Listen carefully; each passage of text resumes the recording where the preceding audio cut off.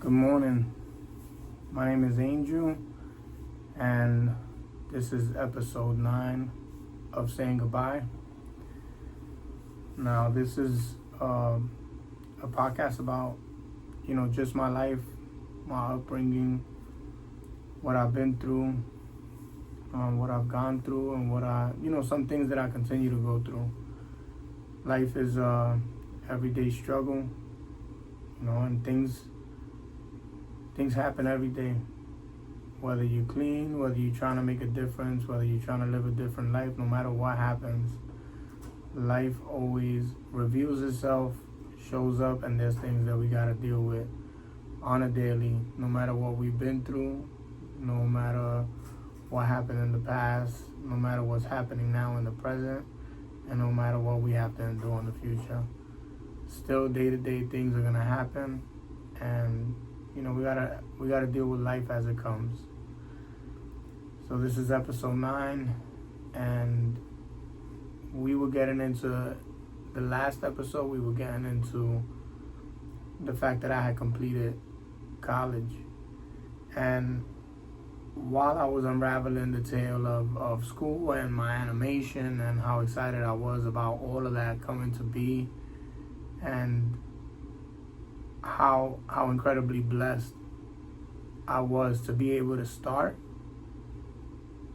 go through my ups and downs and still complete school is beyond me. It's definitely my higher power that helped carry me through. I fell asleep with books on my chest, my face in the book, laying on the couch, on the floor, any way I could to try to get through reading chapters, and always just being committed to what it is that I was doing, and being committed to myself and this new found love for learning and a newfound love for life and the excitement of actually having a future. But when I began that journey, that I started, taking my testing and, my entry exams and all that stuff, I remember going to visit one of my most trusted friends in the world. And I remember going to visit her, and I was already clean, right? For about a month, 2 months. Any which way you could notice the difference. And everything that I was doing, she was excited for me. I was excited, and we were talking about the fact that I still haven't found my kid. My kids. Their mom took them because of whatever we were going through and whatever she believed to be a better life for them. Whatever she considered to be would be the next step for them to get to where they had to go in life. And obviously I wasn't a part of that, and I wasn't even in the conversation.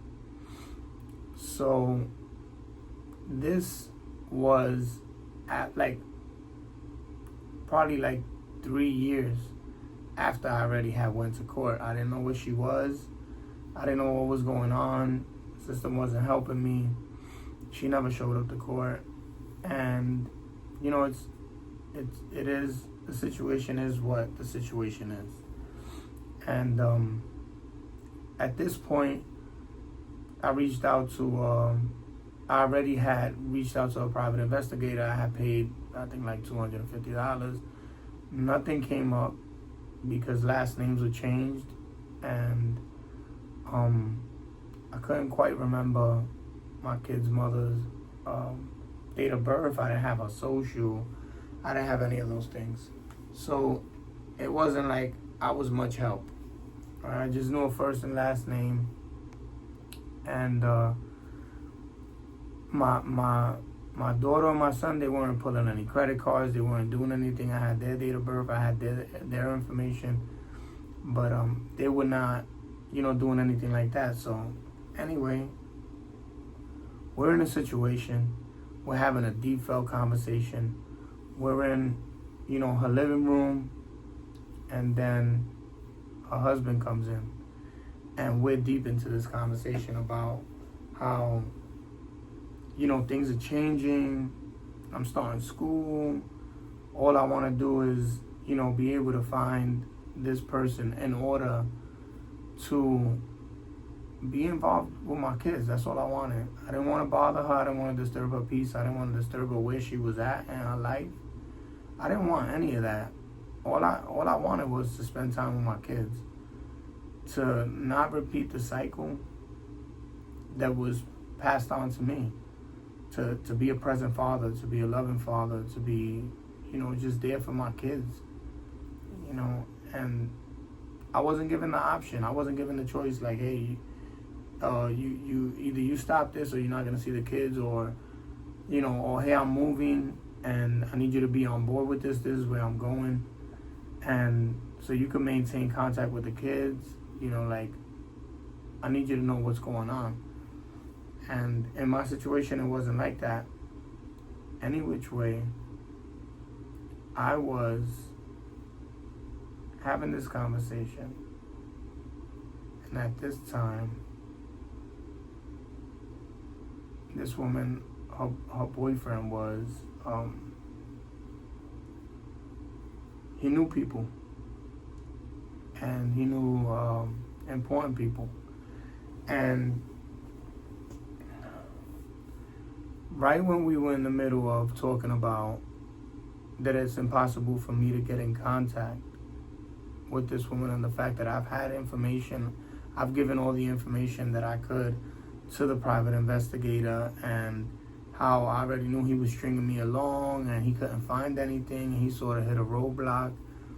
And I was sort of like, I was defeated, but I was hopeful, and I just, I really wanted, I had that drive that I wanted to be with my kids. That's all. I was just a father that I was not going to give up like that. I was not going to just give up and say, oh, well, she ain't putting me on child support, so I don't got to pursue the situation as long as I'm not paying. And that wasn't the case. The case is that I wanted to be with my kids. I wanted to raise them. Like me getting clean wasn't only for them, but it was a part of it. It was a part of it. Mostly is for me, so that I could look at myself in the mirror, so I could feel good when I wake up in the morning, so I could have a better life. And then after that, it was for me to give a better life to the people I love. Not only my children, but my family, all the people I care about. To be different, to be present, to be whatever it is that I wanted to be. Whatever was important to me. And I remember the guy looked at me square in the eye. He looked at me and he said, listen, man, I got a question for you. When you find out this information that you dearly want, right? I could see that, you're really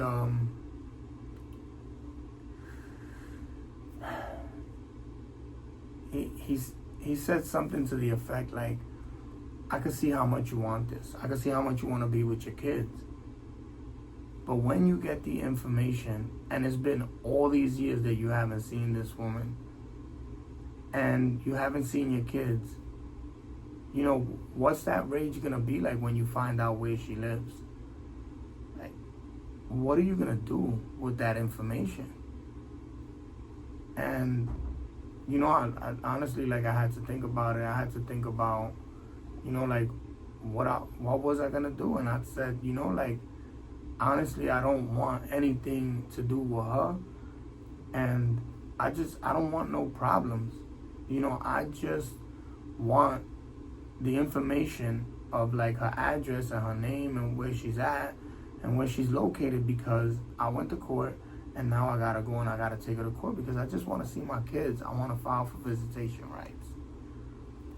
And the dude looked at me, and he was like he was watching me to see like my responses, see how my body language was, like when the question was raised, and I didn't get too animated, I didn't get too excited. I was sort of like this defeated at this point, like thinking about my children and if I'm ever gonna see them again. I didn't know what was going on, and he asked me, would you kill her? And I thought that was like the craziest question in the world. And like it automatically, it made me like react. Like I was like adamant. I was like, hell no, I wouldn't. I wouldn't do something like that. All I want is to be a part of my kid's life. That's all I want. I don't want to bother this woman. I don't want to bother her like where she's at or whatever's going on in her life. I really don't care what it is that's happening. I just want to be able to raise my children and give them the opportunity for me to be in their life if that's what they want. I need to inject myself into everything that's going on with them. I need to be a part of their education, their upbringing, like their well-being, financially, mentally, emotionally, spiritually, all of that I needed to be a part of. And I think about like 2 weeks later, I got some information about where she may possibly be with my kids. And yeah, man, they helped me out. One of the best people that I've ever met in my life, that have been like a pillar in my life, always has been there. Like when I was messed up in the street, when I was out there doing all the wrong things, she would always come and check on me, see where I was at.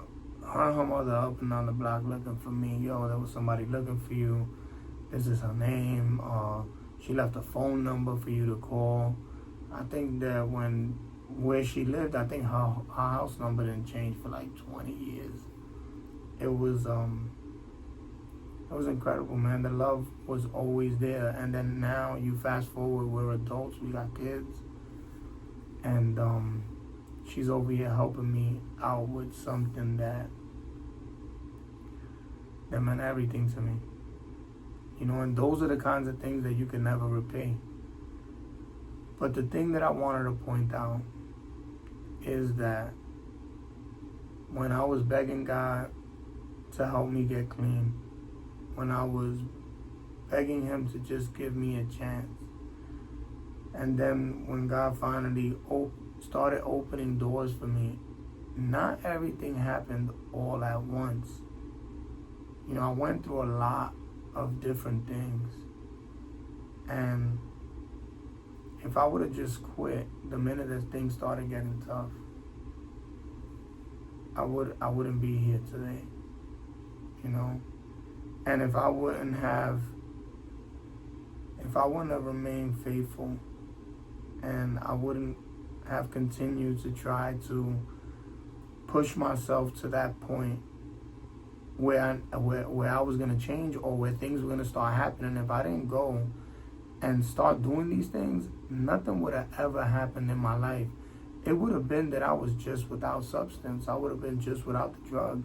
And then that's all it would have been. It wouldn't have meant anything else in my life. So I say that to say, God, our higher power, the universe, whatever it is that you believe is out there, whether you do, whether you don't, no matter what, when things start to shift in your life and you're looking for a different way and you're looking for a different path, and your struggling to try to, propel forward in the struggle of, of the aftermath of your life and all these things that you've been through. Whatever it is that you're doing, things are going to start getting tougher. Things are going to get tougher. Things are going to change. Things are going to be different. Things are going to be rough. And it's not going to be like anything that you think it is. It's going to... all the doors could close. And you think that nothing good is going to happen. But I promise that if you just, even if you got to stay still, even if you got to take a step back and understand and analyze what's going on before you start moving forward, like, honestly, I didn't, I was a little whacked out, fighting and going through all these things that I've been through. I'm not the easiest person to get along with, but if I could be there for you and I could help you out with anything, I'm going to be there. And I'm going to show that love. And I've always been that way, no matter whether I was drinking, smoking, partying, fighting, whatever it was, I was always trying to help somebody. And, and I've always been around good people that were always trying to show me the same love and just, like, understanding my story and understanding where I came from and understanding that I'm trying to make a difference. And when you start trying to push and you push in the right direction, you're going to see there's going to be people that are going to be there, that are going to want to help you, just not for anything, just to help you. And I've had the blessing of having several people, be a part of my story and be a part of why I'm here and why I was able to make it and why I had the strength to continue, to move on, through their encouragement and through their love and through their sacrifice. It gave me the ability to have the strength to just be grateful and move forward with grace. And always being humble and understanding that people don't gotta help me, but people will. As dark and as bad as the world may seem and as tough as things may get, there's always somebody that's gonna be a part of your story, that's gonna always try to push for you, that's gonna always pray for you. Like, I'm into the habit of, praying with my youngest son all the time, every day.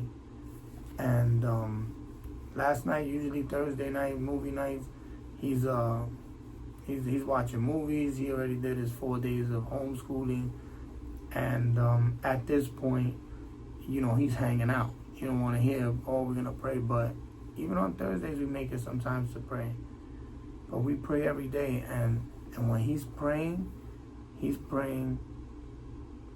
for his grandmother. He's praying for the homeless. He's praying for his great-grandmother. He's praying for his grandma up in heaven. He's praying for his grandpa, like, while they're looking over us. The things that come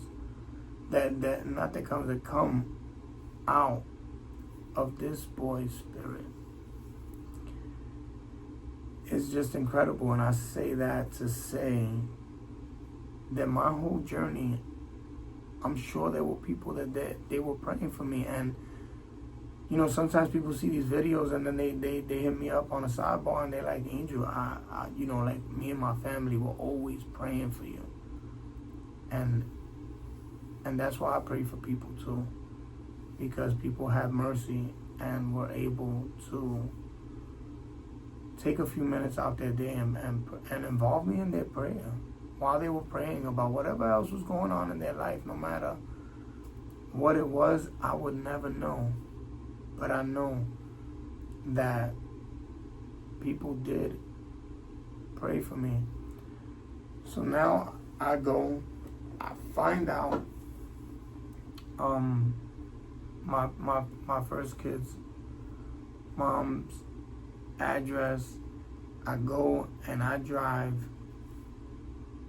4 hours to go to a county clerk, to go file paperwork, to do all these things. They mandated me to get a lawyer. I had to pay for a lawyer. I was 4 hours away. I had to, anytime I had to like do any paperwork or file anything, I had to drive from New York all the way to this place 4 hours away to file paperwork. Every time there was a court hearing or whatever it was that I had to do, I had to drive those 4 hours. That was my commitment. So not only did I lose the privilege of being with my kids, not by choice. You know, my kids get taken away from me. I'm never told where they're at. I finally find out where they're at, and now I gotta drive 8 hours. 4 hours there and 4 hours back home. And let me tell you, a lot of times people, they see a finished product. They see triumph. They see somebody come out on the other side, and people really just never know what people had to do to get there. You know, and I had to bust my ass. I had to show up while I was like going to school full time, 7-8 hours, like all these classes. And I would have to pick certain days or move things around, and I don't know how my school schedule didn't conflict with me going to court. I don't even know how that happened, but I mean, I know how it happened because God takes care of everything, right? Like, I'm only a vessel, and when I lay everything at His feet,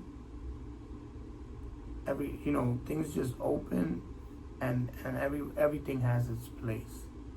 And that's the way it is. You know, I remain faithful, and anything that I had to do, I did it. So let's think about if I was in my friend's living room and her significant other comes in and says, and sees me, and I just finished smoking a blunt or something, or I was like tipsy off the liquor, or you know, I smelled like it, or I just looked like dirty and I didn't look like I had my shit together. Imagine if that would have happened. You think that this guy would have taken to a second look? He would have been like, man, what the fuck is this dude doing in the living room? That would have been the question, and they would have had probably a different conversation when I left. And being that the change was already in process, things already had happened. I already had, you know, even if it was a couple of weeks clean, there's still a difference, and you could see physically, spiritually, mentally, emotionally, you could see the change in someone when they're no longer, doing drugs and getting high or drinking. You know, when people dry up. And, like, once God gave me the ability to stop drinking and getting high, and I started just focusing on what God has done for me, and I stayed focused in my faith, and then I understood that I had to do things and that time wasn't mine. And I started to put things in their place. And then these opportunities, these moments came. And if I wasn't remaining faithful and loyal to where God was placing me to go and go through the doors that He was opening, I wouldn't be here. You know, we got to see the gifts that we have, the opportunities. Take every opportunity. And sometimes you go in somewhere and it's like a corn maze. You wind up hitting a dead end. and you gotta go another way. But you just keep moving, no matter what it is, at any cost. You don't stop. You move, you push forward, and you just go to the next thing, the next space, wherever you're able to push through to. And that's the whole point. I know that whenever I want, like if somebody was to call me and tell me, when I was in active addiction, and somebody was to call me and tell me, yo, I got and I was in Bushwick, and they said, yo, I got 2 bottles of liquor, and I got some people's, we're gonna hang out, there's some food over here, but I'm in East New York. I could be broke. I could not have money for the train or nothing or anything, and trust and believe I'm gonna get to where I gotta go to get to that next party and get the next one and just get more, because that's what I'm in the business of. When I was in active addiction, I was in the business of just more. No matter how much I already put into my body, I wanted more. And excuse me, you know, that's the truth. That's my truth. The truth was, when I started to listen, when I started to do the right thing, I did it, and I did it all the way. And no matter how much I got knocked back, how many times I got told no, or I can't do that for you, I just found another way. It doesn't mean that it was the end of the road for me. It just means that I had to find a different way in order to, you know, to make it to where I had to go, right? Everybody got a path, and my path ain't gonna be yours, and yours ain't gonna be mine. And whatever the truth looks like, the truth looks different in everybody's eyes, through everybody's eyes. Everybody's gonna see it differently, and it's gonna be different. And that's okay. You know, that is really okay. And there's nothing wrong with making your own way and doing it in a different way and not doing it how everybody else did it. If I would have tried to do it like how everybody else did it, it probably wouldn't have worked. It worked how it was going to work.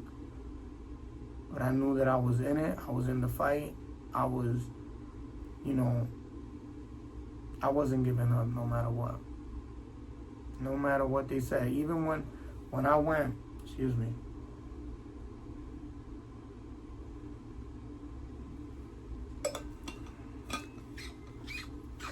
Even when I went, and I'm driving all these hours, I go and I show up, and I have to have a hearing with my kid's mom, myself, and I guess they called them a referee, is what the term was. And basically, you go see them before you go decide like what you're gonna do. Like, if the mother and the father can't come to an agreement, then at that point you're gonna have to go to court. So I'm driving back and forth, and the mom was there before I got there, and it was a female that called the mom in and had a discussion with her. So by the time I get in to this meeting, I'm already looked at in a particular way. Like, she already heard everything that the mother had to say to this point. And I could only imagine what was told. I wasn't in the meeting, I don't know. But when I got in there, I was stared at and looked at like I was doing something wrong for coming and fighting for my kids. But none of that shit was gonna stop me from doing what the fuck I had to do. Nothing. Nothing was gonna stop me. And I remember going into this meeting and you know, the lady's like, the mediator, she's there, and she's like, well, what are you doing here, and what are you hoping to achieve? What do you want? And, you know, I started to tell her, like, you know, I want to be with my kids. You know, I just want to be involved.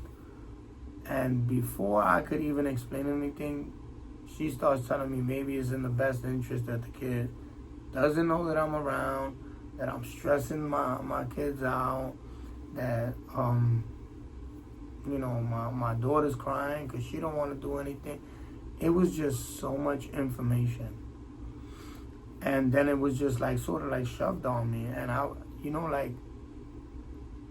didn't give a damn who was saying what about whether or not I was going to be with my kids or that I wasn't going to see. I wasn't taking no for an answer. So I got to a point where I was just like, I was going back and forth with this lady, and I said, listen, you want me to piss in a cup? I'll piss in a cup for you right now. Because things came up, oh, you're a drug addict, you're this, you're that, maybe it's best you're not in the kids' lives, and this. I said, but you getting all your information from this person. They didn't tell you that they took my kids and just disappeared and I never saw them. They didn't tell you that I came over here not because they gave me an address, but because I found out finally where this person was, that they went and they got married and they had a different name. And I couldn't even find them. My kids I was looking for. I wasn't looking for her, or I'm not trying to be involved in her life. I want to be involved in my kids' life. Like, how you don't understand that? And this woman was like adamant on trying to like deter me from doing that. And I was like, man, especially I drove all them hours to go up there. I remember I went up there a couple of times. I go through all of this. Don't know where my kids are for a few years. Going all the way out to wherever I had to go. West Bubblefuck, Egypt. I have to go. And I got this lady that don't even know me trying to tell me that I should leave it alone and just not be involved with my kids. And just forget about everything that I've been fighting for and forget about all the work that I've done to get to this point. Yeah, I wasn't hearing none of that shit. I really didn't give a shit what this lady was saying. I got pissed off and I said, listen, I don't give a shit what you're saying. I don't give a shit what she's saying. We're going to have to go see the judge. Because no matter what, you can't take my rights away. No matter what, I have the right to see my kids. I don't give a shit if it's every other week or what it's going to be, or I got to work my way up, or I got to come for visitation, and we got to figure this stuff out. It's going to get figured out. Because I'm not walking away from this. I'm not going to stop pushing forward. So you do what you got to do, and I really don't care what you have to say. Because I don't agree to anything that the mom's saying. And that's what it was. And then after I did that, after I went, come from New York to Pennsylvania, all the way the hell out here, 4 hours away, make the trips, pay a lawyer, gas, tolls, time, hotel rooms, all of that stuff I gotta pay.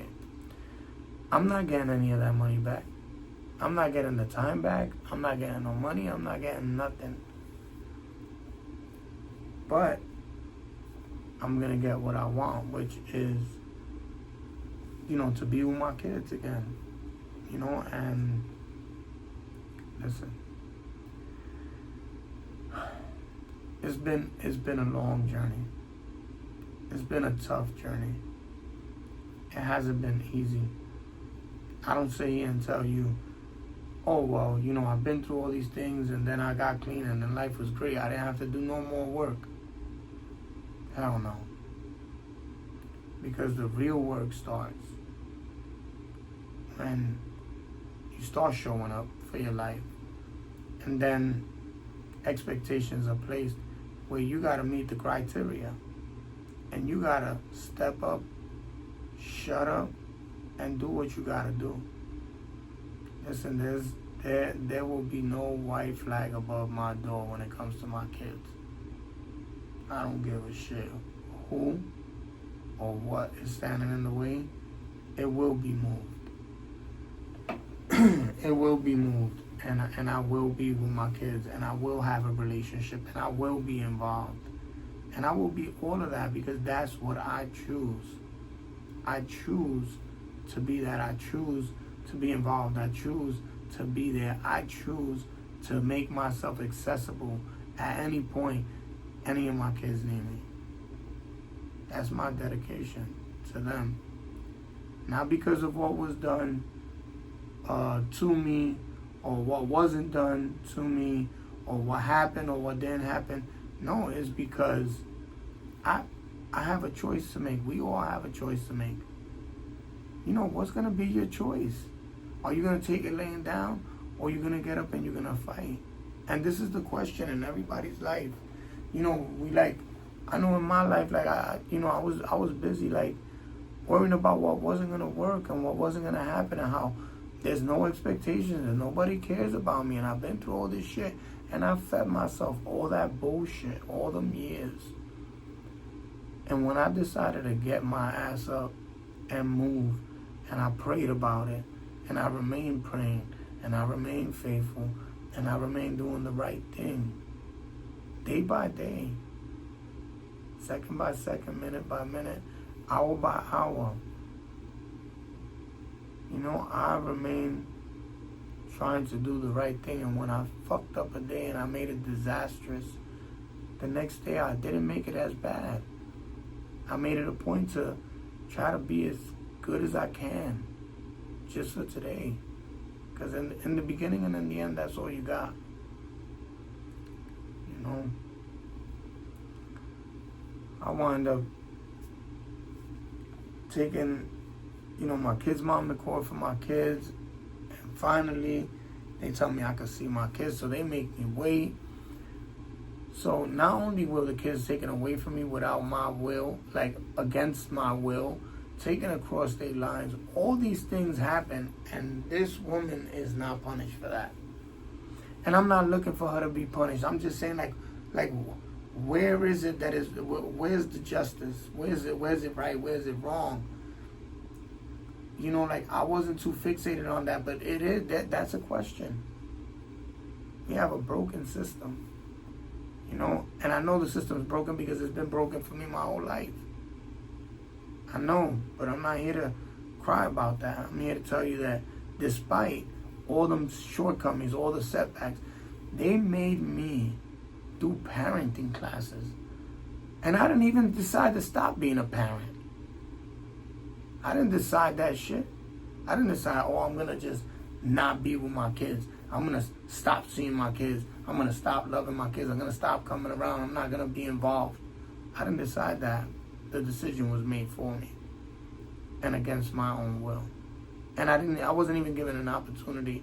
I wasn't given a choice. I wasn't given an ultimatum. I wasn't given anything. One day to the next, they were gone. And now here I am, a couple of years later, going to court when nobody's even taking me to child support or anything in that nature. I'm going because I want to see my kids. And then I'm met with all this blowback, like, oh yeah, you're going to be involved now? Now I got to do parenting classes. They give me multiple dates. I gotta go and be observed with my kids to see how I interact with them when I wasn't even the one that kidnapped them and took them away. Because that's basically what it was. It was a kidnapping. It was just a taking.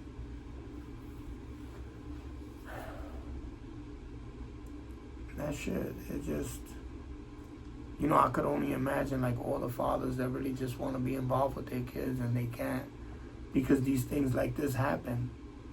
You know, now I understand, like, why when men say, yo, I couldn't find my kids, there's nothing I could do, like, and I'm sure the situation happens on the other foot, whereas men, it's not just a man and a woman thing, it's just, you use kids as a weapon in any situation. I don't give a shit who it is, if it's the man or the woman. The shit ain't right, man. And people are just trying to be parents and trying to be involved, and the kids need both of us. They need the mother as much as they need the father. They need the father as much as they need the mother. And they need the family too. And you need community, and you need the grandparents, and you need, you know, the aunts and the uncles and the cousins. You need all of that in your life. Kids need that. You know, and so after I go, I gotta pay for a lawyer. I'm paying to go back and forth all this time. I gotta pay for hotel rooms. I gotta pay for parenting classes. I gotta pay for all these different things. I gotta pay for the facility where I go visit my daughter and have supervised visits. So now my visits gotta be supervised because I want to be involved with my kids. You know. But despite all of that, I'm not sitting here and being negative about anything. I'm just visibly upset, and I'm just not really happy with how the situation went down. But it's over with. It's done. You know. And the best part is that while I was fighting for my kids, while I was going to court, while I was going to parenting classes, while I was paying for all of that stuff, there's no dollar amount that could add to what it would have felt like if my father would have tried to come and get me as a kid.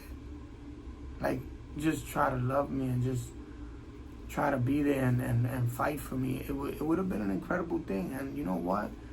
I didn't get that, but I gave that to my kids.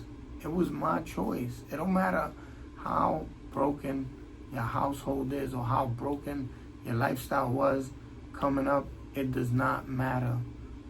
It just matters what you want to do in your life, how you can acquire it in a positive way, and what that looks like for you, how you could get help, how someone can help you that's been through that.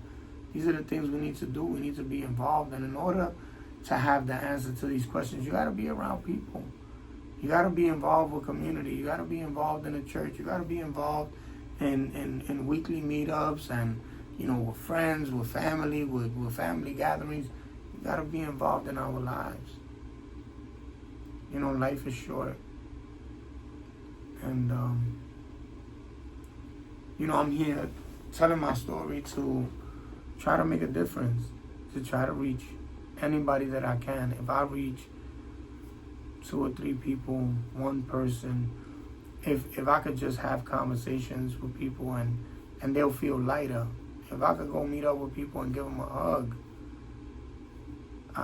You know, like, if people could see these videos and understand that through hard work and determination, nobody has to believe in you but God and yourself. Nobody believed. You know, and that's all right. I wasn't looking for their belief. I was looking for the belief in myself. I was looking for my own belief. I was looking for my own love. You know, and I'm continuing to find that love for myself as I continue to mature. And then let me tell you that I went through all those parenting classes. I went through all these things, and yeah, I was kicking and screaming because I'm dramatic, definitely. But I still went to them. I still showed up on time, and I had no excuses. I didn't say, "Oh, I'm not. They putting me through all of this. I'm not gonna do it. I didn't do nothing wrong." Maybe I would have felt justified, maybe not. But the truth is that I had to be somewhere, and there's no fucking excuse why I didn't show up, because it's for what I wanted. It's for my kids. It was for me. It was where God delivered me, and now I gotta walk. He's showing me the road. I gotta travel, and I'm gonna get tired, hungry, you know, and lonely. Doing the right thing is a lonely road. Not a lot of people choose to do the right thing for the right reasons. You know, a lot of us, like me, most of my life, I did the minimum to get by. You know? At the end of this story, at this point in this chapter of my life, I was already 35 years old. Right? I had this time clean, and it's 2014, I believe. Yeah, 2014. Yeah, I was already hitting 36. I complete the program for the schooling for. I mean, I complete college. I complete all the things I had to do for the courts. Finally, they give me the opportunity to see my kids every 2 weeks. You know, and I fought for this so hard, man. And I remember what that was like. You know, like those 4 hours driving up there and the 4 hours driving back down. It was so easy to feel defeated. But when I graduated from college, my kids were there with me.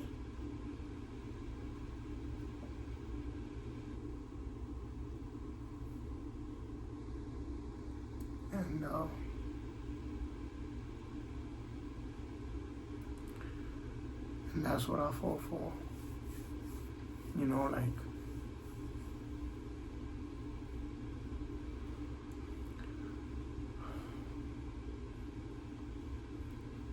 to be there, to have them there, to have them with me. You know, for them to see me like just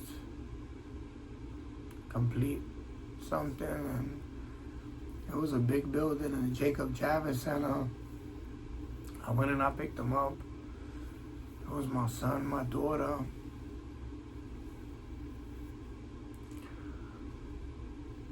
My boy Sean, and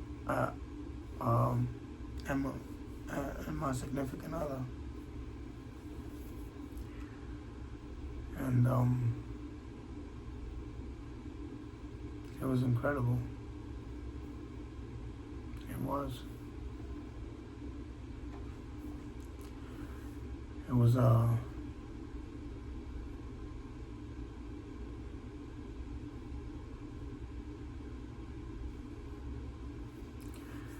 It was a great day in my life. It's a day that I'm proud of.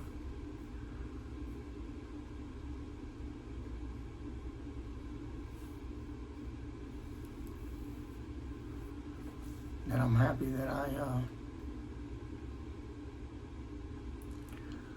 fought so hard to get to where I was at for this moment, for that one day.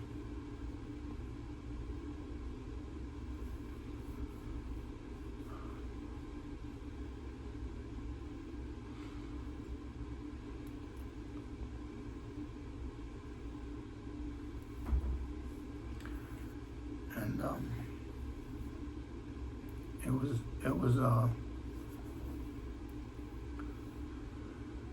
excuse me. It was a dream come true. And you know, I hope one day that,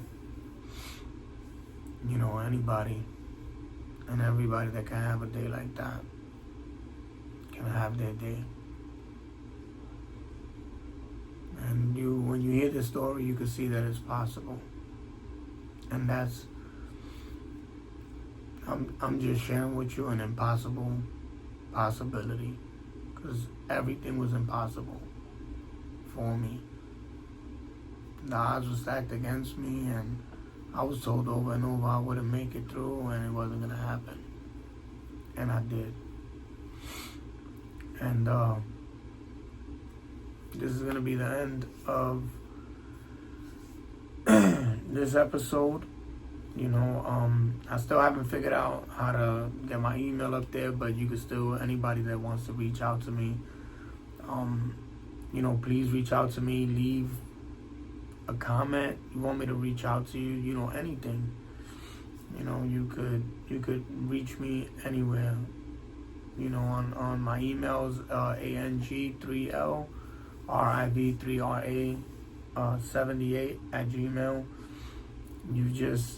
you could leave me a comment here and say, hey, hit me up here, hit me up there, or I need to talk, or you know, just request information, whatever it is that you need, man. Whatever I could be, and however I could be of service, I will be.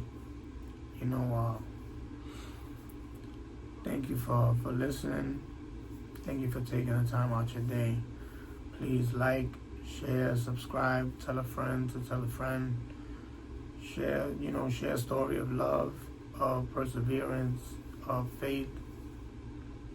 And, hopefully you could be the reason that somebody feels a little inspired today just by sharing a story that I share with you. And, be a blessing wherever you go. Thanks for listening.